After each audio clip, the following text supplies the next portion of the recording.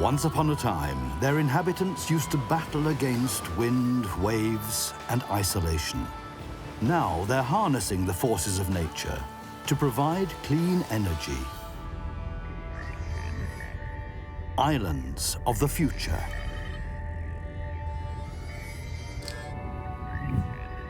Role models for the whole world.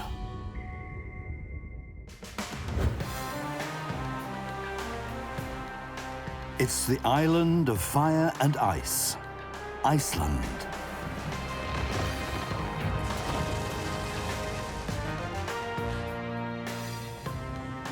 The Icelanders were the first people in Europe to learn how to make use of the heat from the volcanic earth.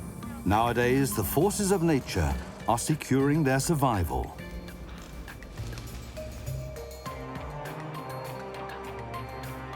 Hundreds of rivers flow down from the highlands to the coast.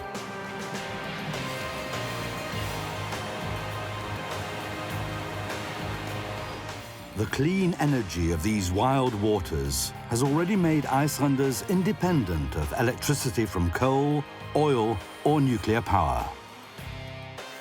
But there are growing doubts about the potential threat green energy might also pose to Iceland's unique landscape.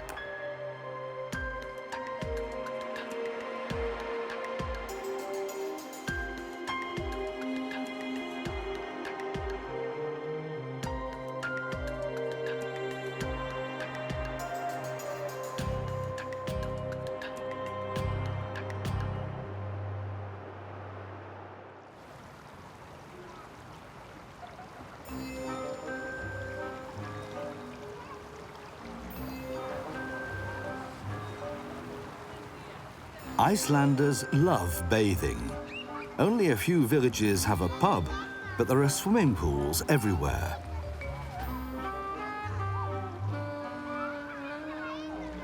The pool is the social meeting place. People often chat for hours in the hot water about work, gossip, and politics.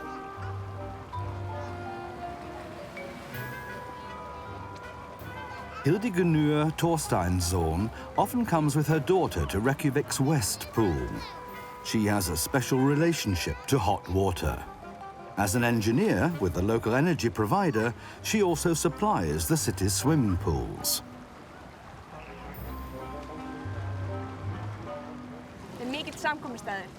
It's a favorite place to meet up here. Hot water is thought of as something we've always had. People relax here and don't think about the energy this place consumes.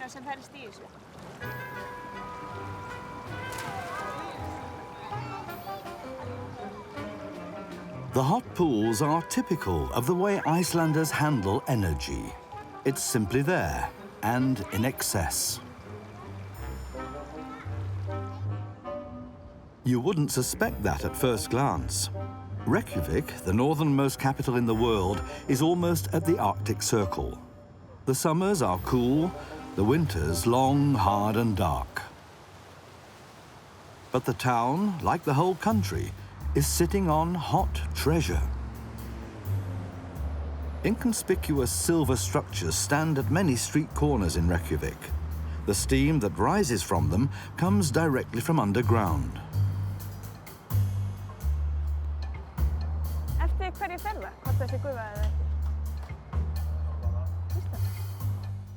Hildigunur and her colleagues pump scalding hot water out of over 50 well shafts in the city, each several hundred meters deep.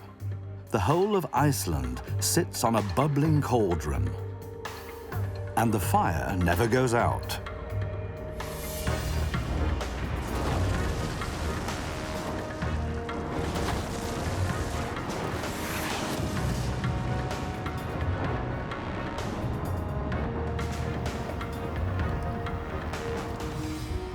Iceland is precisely situated on the fault line where the European and American continental plates are moving apart by 2 centimeters a year. The result, hot molten rock is forced to the surface where it forms volcanoes and brings the groundwater to a boil.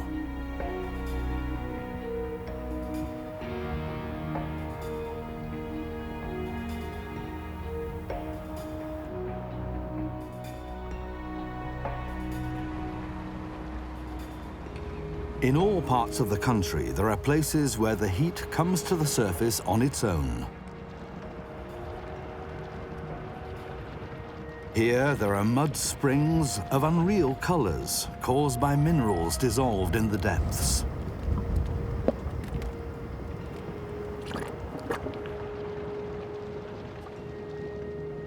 Hot, sulfurous fumes stink of rotten eggs. And countless pools simmer away. The biggest attractions are the geysers. In them, the pressure of the scalding water deep in the earth explodes into the air.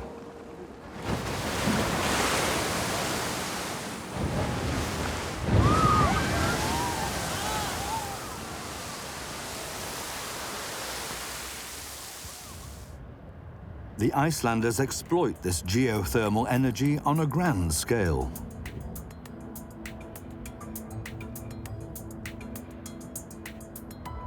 At the foot of the Hengidal volcano, just half an hour's drive from the center of Reykjavik, engineers have sunk deep boreholes into the earth. Under each of the futuristic domes, hot steam is shooting up from a depth of 2 kilometers. The volcano has been dormant for 2,000 years, but it heats the water below to over 300 degrees Celsius.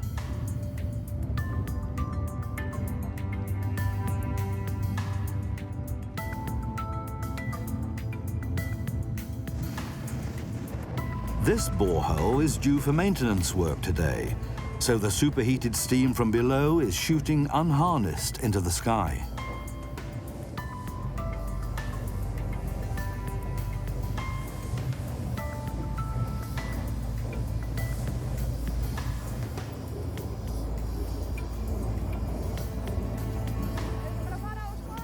Hildigunur Thorsteinsson has to ensure that all the boreholes always produce enough energy.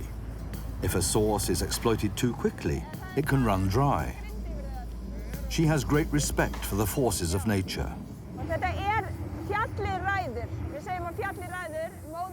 It all depends on the volcano. We know that Mother Earth calls the shots and we have to follow her.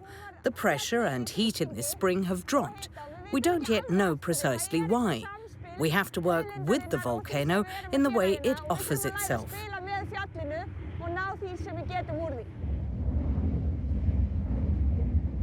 Even if it's playing up at the moment, the volcano does offer the Icelanders quite a lot.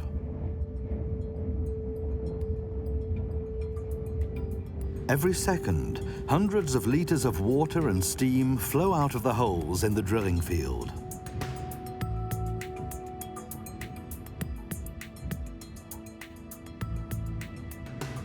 A network of pipes transports its hot load down to the Hellisheiði power station.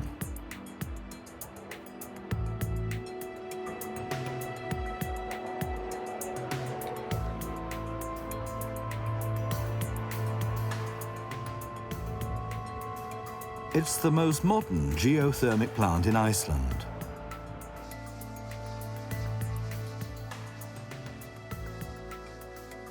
The engineers here use the energy from the depths of the earth in two ways.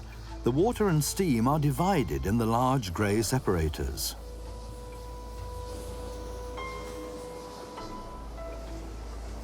The water flows onto Reykjavik, while the steam is led into the machine hall. Here it drives 4 large turbines. Hellisheiði produces 300 megawatts, about as much as a medium-sized block in a coal-fired power station. Before we heated our buildings with water and generated electricity with geothermal energy, we used coal and oil. They had to be imported from abroad. Now we are energy self-sufficient.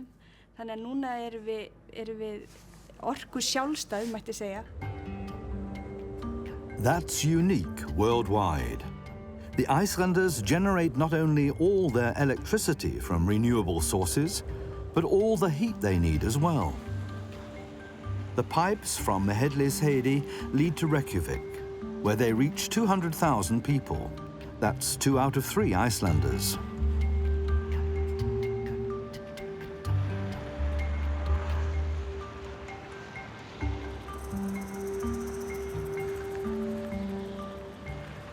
The giant hot water tanks on the hill above the city symbolize just how much the energy from the depths of the earth has shaped Iceland. Iceland's hot water is a very special element in our society. It was very important for determining the pattern of settlement. It's the reason why, despite natural disasters like volcanic eruptions, earthquakes and an unfavourable climate, we're still here.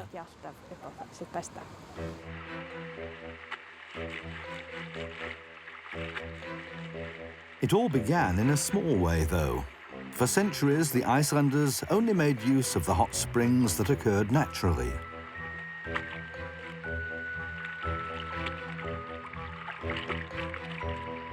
They bathed in the hot water or washed their clothes in it.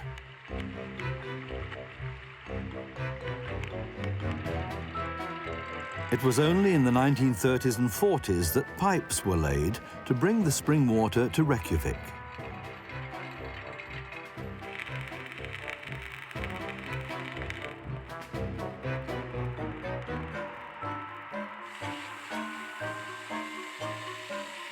The first buildings to be heated by the hot water were 2 schools, a hospital, and a swimming pool.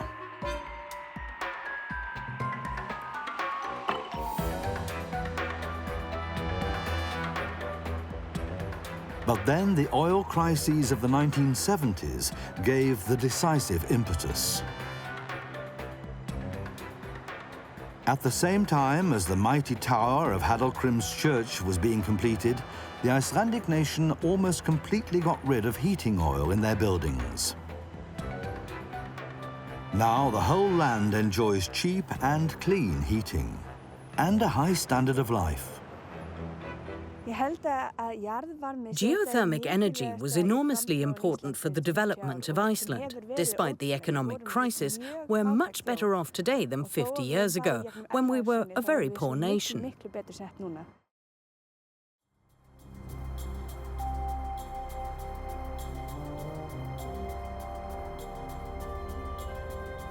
Iceland is further blessed by a second and equally important source of energy: water.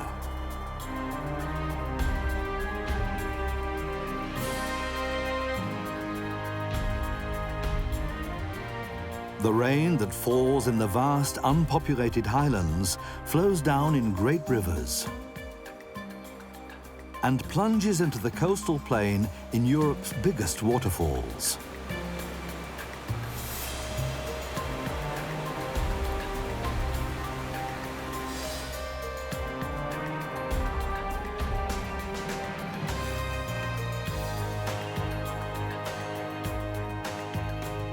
Even more water is stored in the form of snow and ice in the gigantic glaciers.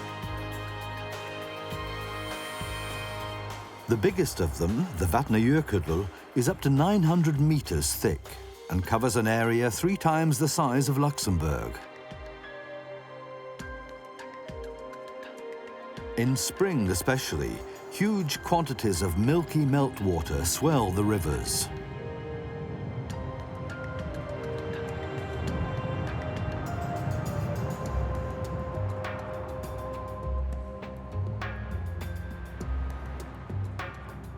The Icelanders have built dams on some of the rivers, giving them clean hydroelectric energy all year round.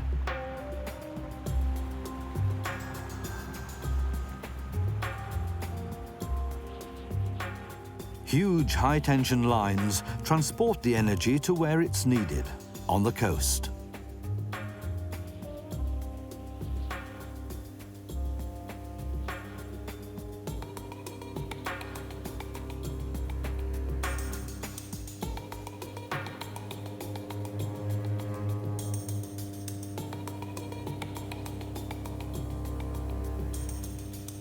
This is where Iceland's biggest power consumers by far are situated. Heavy industrial plants, especially aluminium works. They consume around 75% of the electricity generated in the country.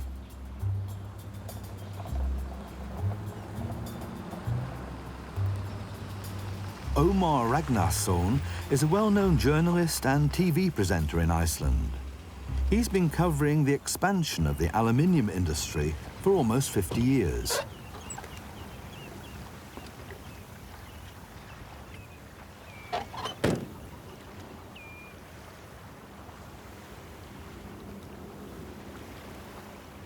His reports and documentaries have been seen by almost everybody in the country.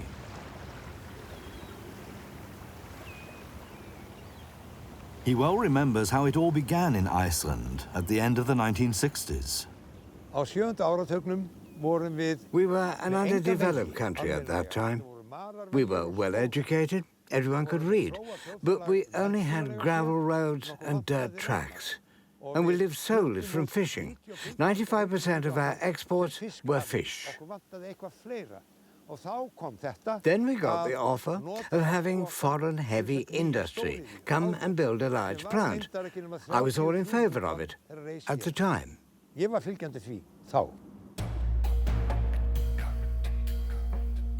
investors were attracted by the cheap energy available, since making aluminium uses vast amounts of electricity.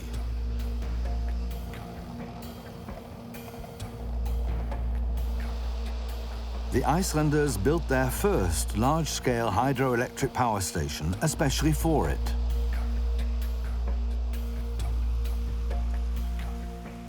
A win-win situation.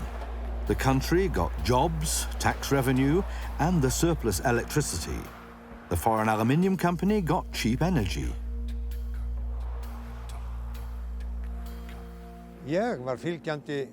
I was in favor of the power station and the aluminium smelting plant, even when it came to expanding it.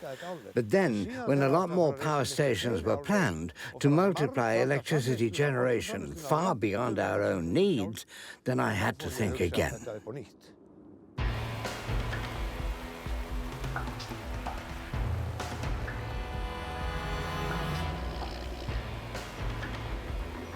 Further power stations were built throughout the country.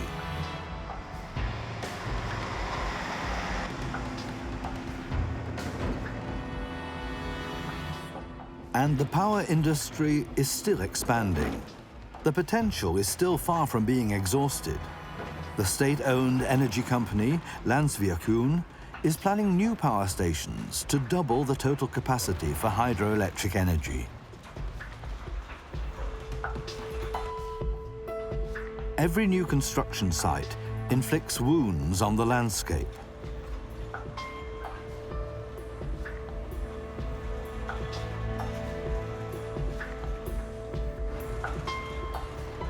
Who's to benefit from the new dams, reservoirs, and turbines? Iceland already produces 5 times more electricity than private households and businesses need, apart from heavy industry.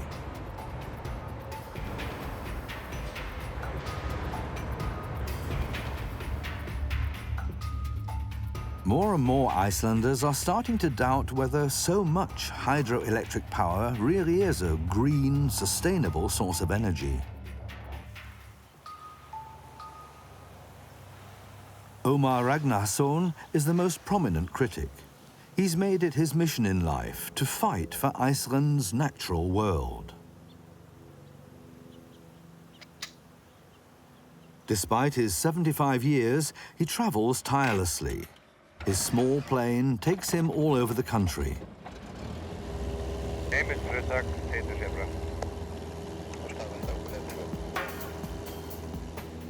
Omar wants to rouse Icelanders and show them how unique and unspoiled their country still is.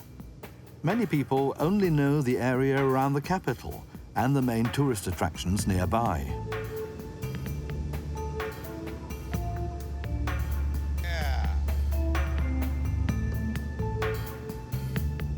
Like the historic Tingvellir site of the ancient National Assembly, or Gullfoss, the Golden Waterfall.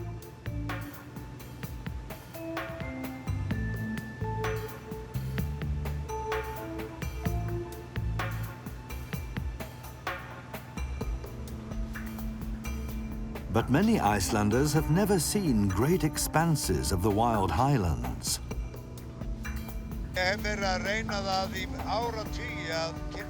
For decades, I've been trying to introduce Icelanders to their country, or rather, introduce the land and the people to each other.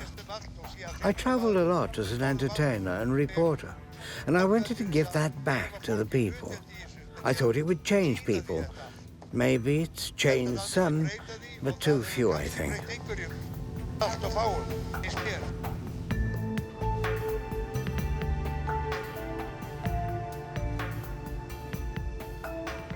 The plan is to make a dam above this waterfall here. Omar is worried that the dams, hydroelectric power stations and factories are destroying his unique Iceland. For me, looking at the countryside is like the feeling of a young man looking at the beautiful woman he loves and fearing that she'll be made a slave and then killed. It's the same feeling.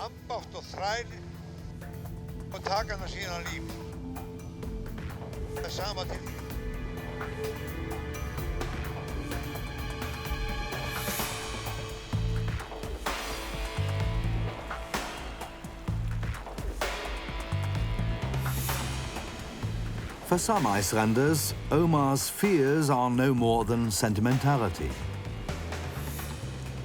Like the president of the National 4x4 Club, who's out for a joyride with some of the club's members. The club has more members than any other in Iceland. All-terrain driving as a national pastime.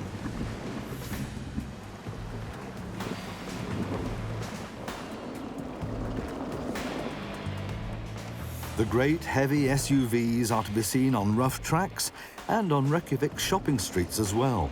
None of the drivers has a guilty conscience about the enormous fuel consumption.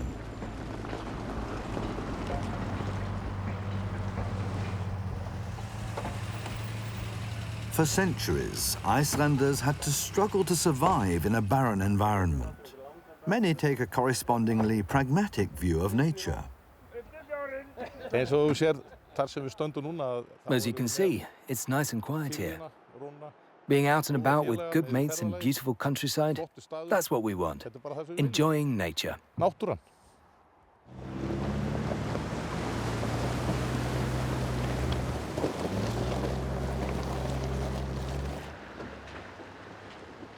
What may seem thoughtless and destructive at first glance still follows clear rules. As long as there's no snow about, the off-road vehicles can only use authorized tracks. The thin plant cover is too vulnerable.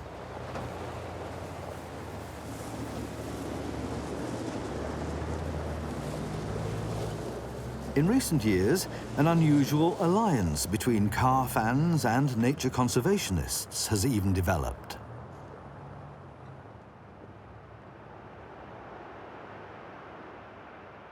The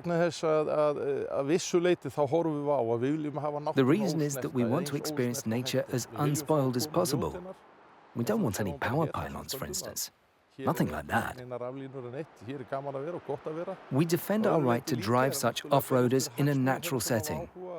But our fundamental principle is to protect and enjoy nature.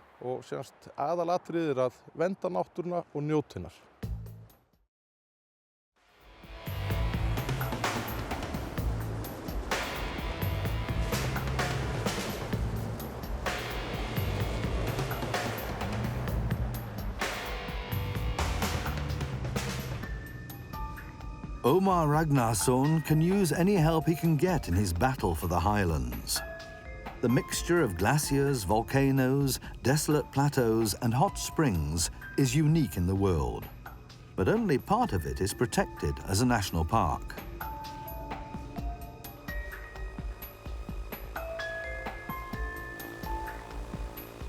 In the far east of the country, green energy has already made deep inroads into the landscape. This is Iceland's biggest dam. The Kárahnjúkar Dam was built between 2003 and 2006. at a cost to the taxpayer of over €1 billion.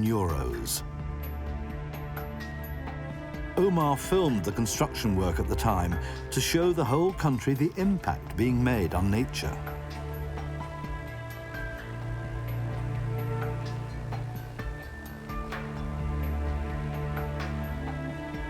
He comes back here again and again. He's built an airstrip not far from the dam.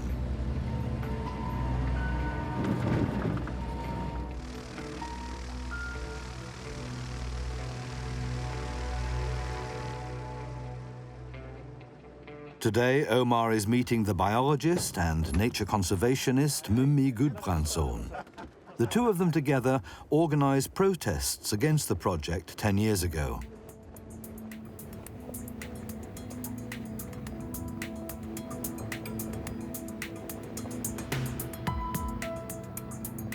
Looking at the rocky desert surrounding the lake for the first time, you might well wonder what nature there is to conserve here.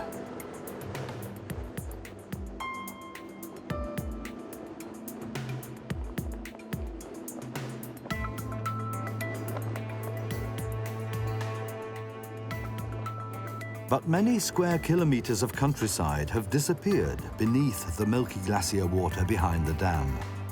What's been created is the deepest and third biggest lake in Iceland.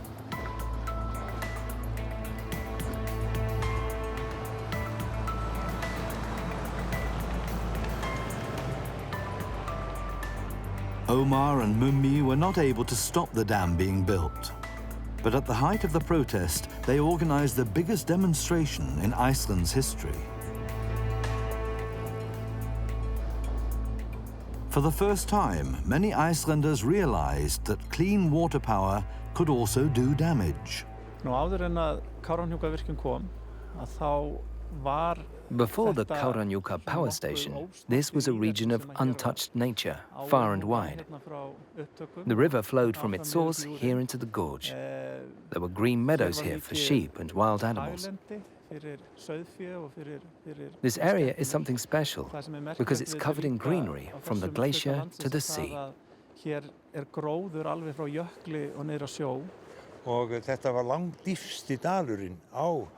This was the deepest valley in the region, 180 meters deep. It was green here because it was well protected from the wind. These hydroelectric plants are so bad because it's always the best land that gets taken for the lake. That's a price that you simply can't justify.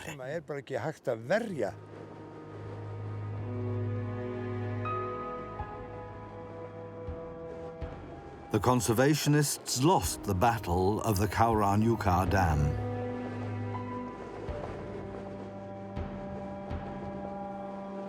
But they're committed to oppose any further expansion of hydroelectric power. We're just holding the country in trust for our descendants.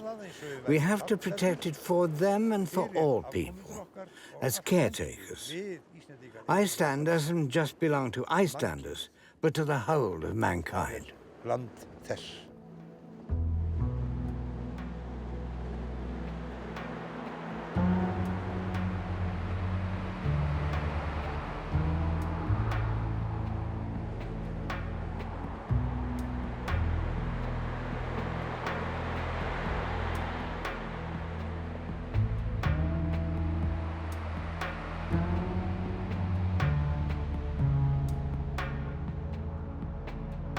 Down in the valley, they see things differently.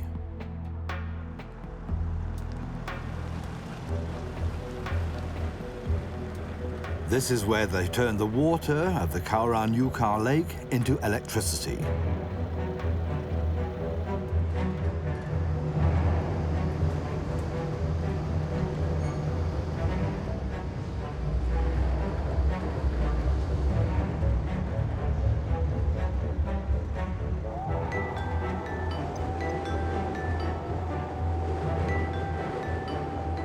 Following a 40-kilometer journey through underground tunnels and with a drop height of 600 meters, the water from the reservoir lake arrives here in the power station.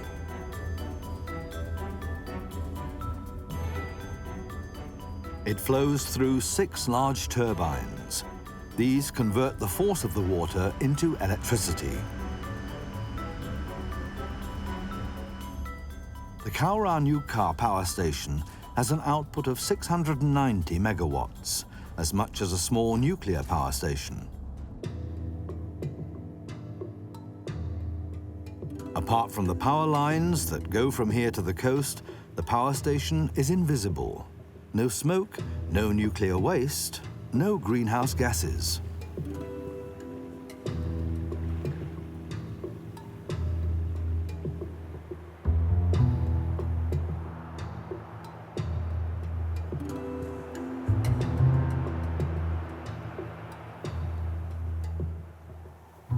But who needs so much energy in this almost deserted corner of the country?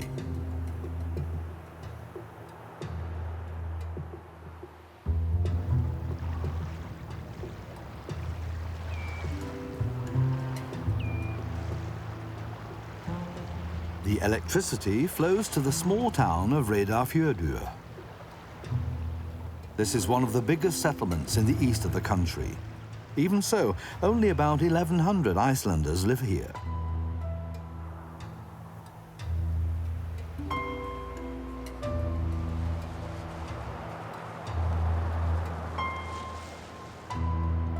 Like the whole region, Reyðarfjörður's major problem is that there are hardly any job prospects, especially for young people.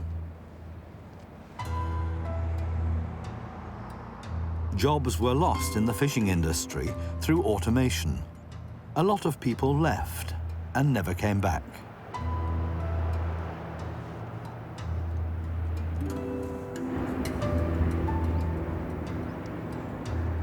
But the electricity attracted foreign investment to Reyðarfjörður. The factory of the American aluminium concern Alcoa is only here because the dam was built in the highlands. The factory consumes the entire energy output of the hydroelectric power plant. We are a major employer, one of the biggest in Iceland. We have 900 employees in the factory, including young people who return after studying and get good jobs here, especially mechanical engineers and technicians. I'm one of them. I probably wouldn't have come back if the aluminium plant weren't here.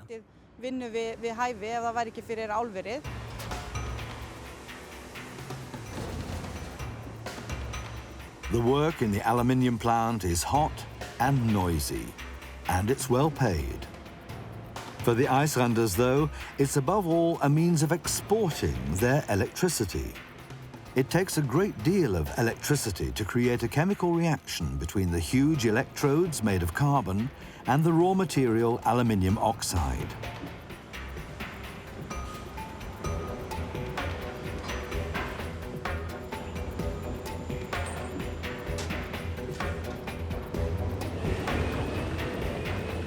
From the melting tank, the workers draw off pure liquid aluminium at a temperature of 1,000 degrees.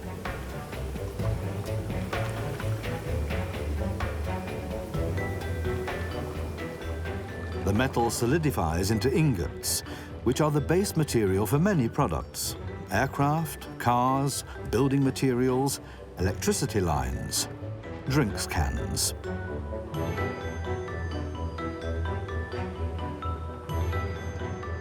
The raw material leaves here for customers around the world. Electricity in the form of aluminium bars.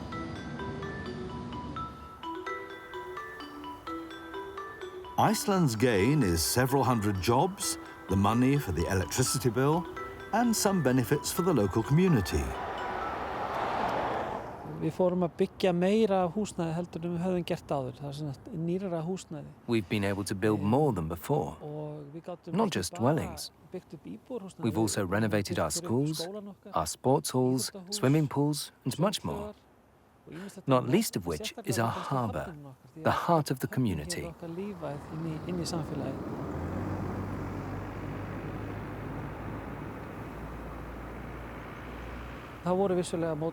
Yes, there were protests. But the biggest protesters didn't come from here and have never lived here.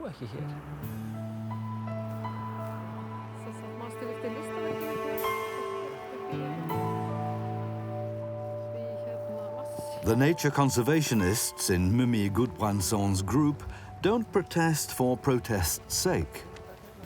They've no objection against some of the new hydroelectric power plants. What they're demanding is that the effects on nature must be carefully monitored and weighed up against the benefits. They constantly visit the new power stations and observe and document what they're doing to the countryside.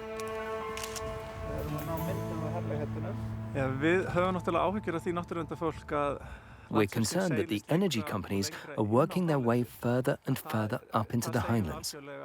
We have to say stop no further, because we believe that this area must not be sacrificed.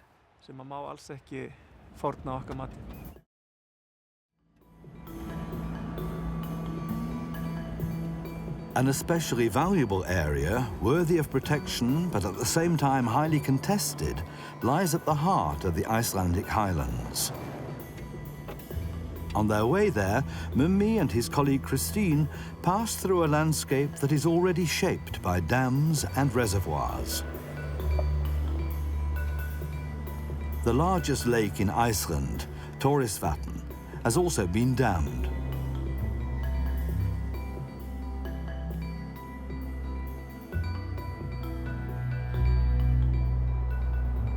The national energy company, Landsvirkjun, has already crept up to the edge of a former wetland.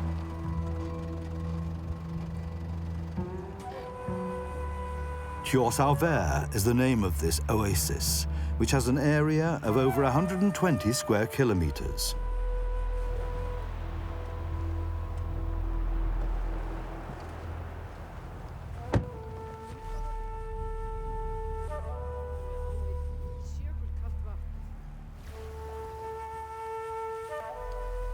Countless outflows from the nearby glacier cross the plain and form streams, pools, and lakes.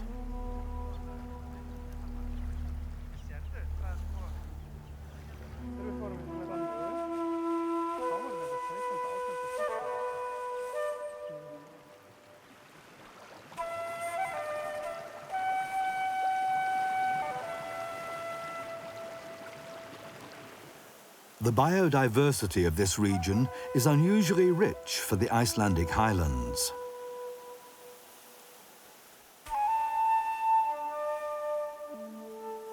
Though there's often snow on the ground from the end of September to the beginning of June, many plant species are established here.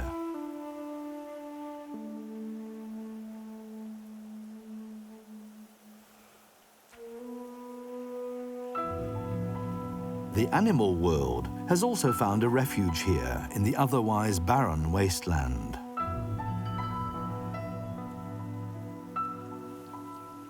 The Arctic fox is the only one of the 4 Icelandic species of mammal that was already on the island before the arrival of man.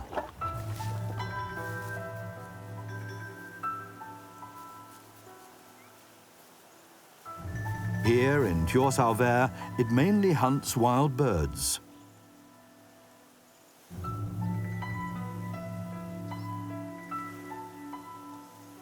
This wetland habitat is one of the largest breeding grounds worldwide for the pink-footed goose. Up to 10,000 pairs nest here every year.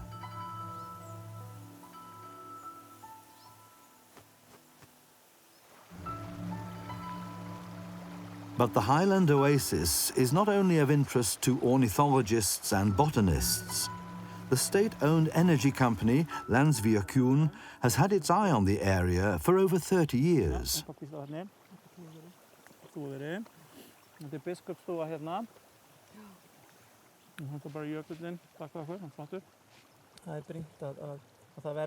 Mummi and the other nature conservationists are fighting a constant rearguard action. Þjórsárver is of such interest to Landsvirkjun because they already have many hydroelectric power stations further down. With a reservoir up here, they could channel even more water down below. The original plan was to flood all of this.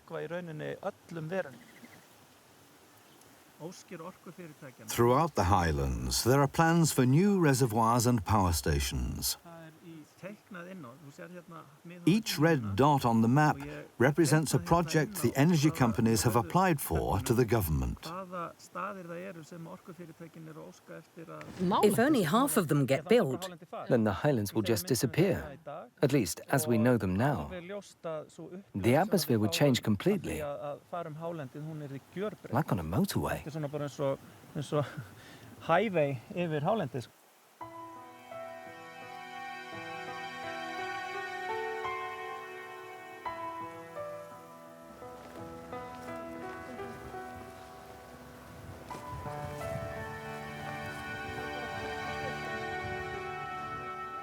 The Icelandic government has placed a protection order on Þjórsárver for the time being.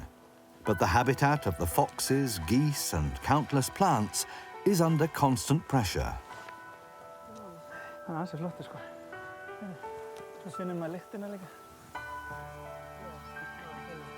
Landsvirkjun keeps trying to build a dam at least on the edge of the wetland.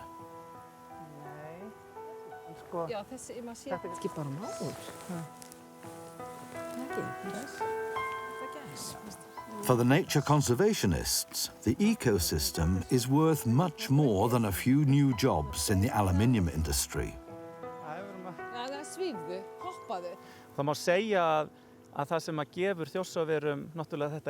It's the water that's responsible for this biodiversity. And it's precisely the power of the water that the energy companies are trying to harness. We're fighting from two sides for the same thing.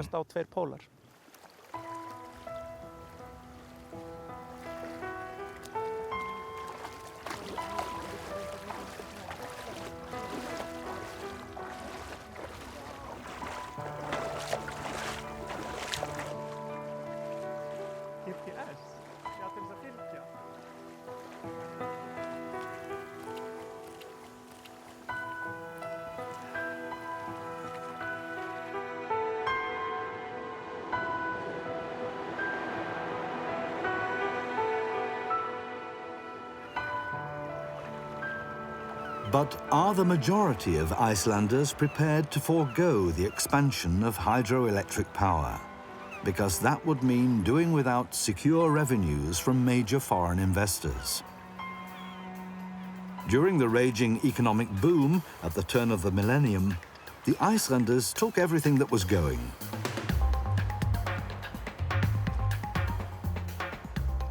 Spurred on by dodgy financial deals, Reykjavik's skyline was punctured by new high-rise apartment blocks. The cars got bigger and bigger, and the luxury lifestyle was lived on credit. A vast, sparkling concert hall rose up in the old harbour district. The result? In 2008, the global financial crisis almost bankrupted the whole country. We survived for 1,100 years in this country by using whatever was at hand immediately. When they could go fishing, they went fishing, there and then. The bird had to be shot, there and then. We still haven't lost this mentality. We have to exploit all nature's treasures immediately, without seeing that the greatest natural treasure is this unique country itself.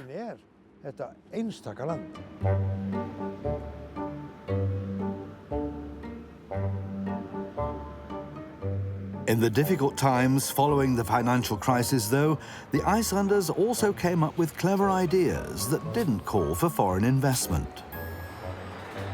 First of all, really welcome to my farm, which is called Friðheimar. My name is Knútur Ármann, and I live here with my family, growing tomatoes, little bit of cucumbers in our greenhouses, and it can maybe sound a little bit strange to be picking tomato every day of the year in Iceland, because as you know, we have very long, dark, and cold winter, but with the help from the nature, we can make it possible.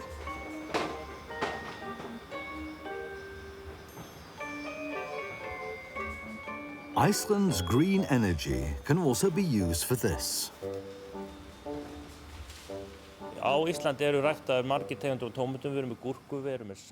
In Iceland, we don't only grow different tomato varieties, but also cucumbers, lettuce, herbs, strawberries, cut flowers, of course, and peppers. With light, heat and water, you can grow everything here.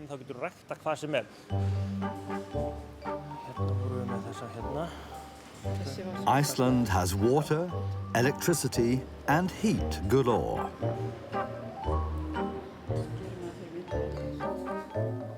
The heating in the greenhouses comes straight from the soil.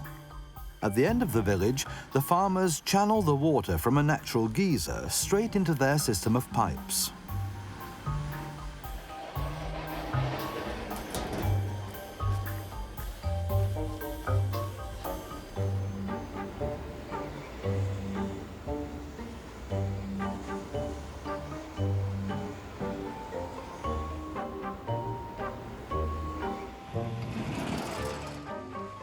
Knuttur's neighbour is the biggest producer of cut flowers in the country.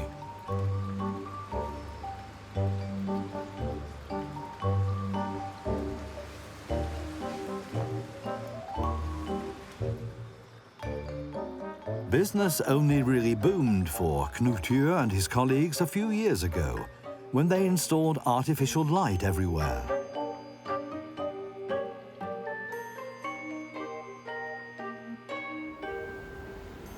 Now they're completely independent of daylight or the seasons. Using clean and cheap local energy like this also has enormous benefits for Icelandic society as a whole. Knuttur and the other greenhouse farmers produce enough cucumbers and tomatoes to meet the needs of all Icelanders and also the tourists. Imports are not necessary.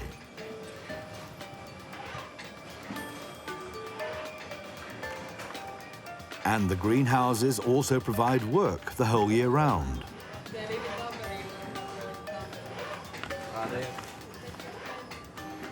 Despite all the lights, no new dam and reservoir were needed for these jobs. And then we have something which we have been making from our tomatoes and cucumber in our little tomato shop. So please go around and have a look. Thank you very much and hope you will have a wonderful day today. With the Icelanders' typical nose for business, Knuttur has developed another very different source of income. He now serves food to over 50,000 tourists a year who come to see his greenhouses. That earns him even more than do his tomatoes and cucumbers. That's very much in line with the trend. More and more visitors come to the land of fire and ice every year. Icelanders now earn more from tourism than from aluminium or the traditionally important fishing industry.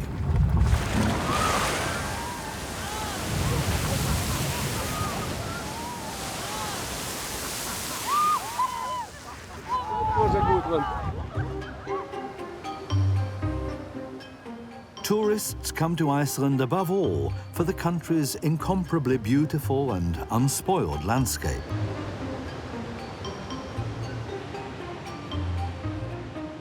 Even more dams, reservoirs and power lines don't square well with this image.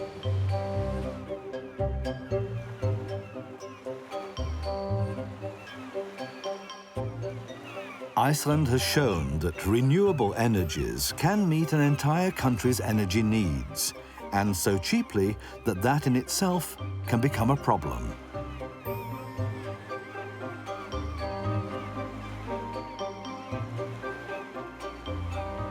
The Icelanders are at a crossroads. How much is nature worth to them? And how much of nature's power can they use without causing damage?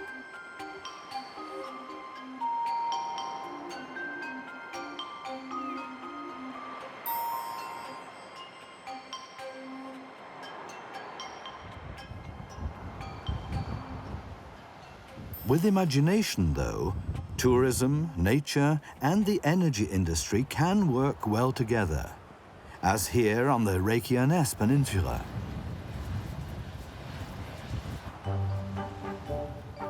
The geothermic power station was built in 1978. Part of the plant's wastewater flowed directly onto the adjacent lava field.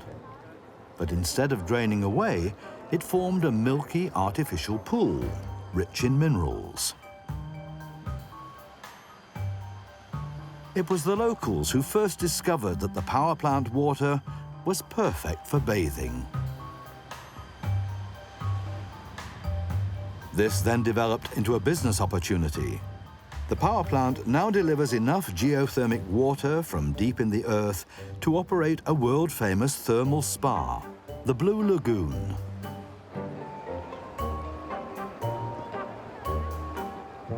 Iceland is an example for the whole world that climate-friendly, emission-free energy provision does not automatically produce a green paradise.